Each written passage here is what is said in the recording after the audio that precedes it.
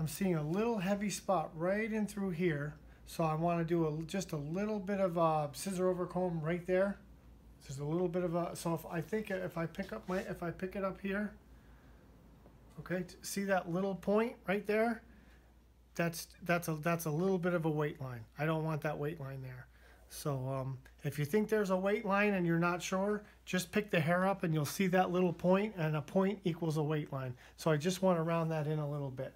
It's not there on the other side because we shaved up to the part. So I'm glad we noticed that. So I'm going to take care of that with just a little bit of scissor over comb.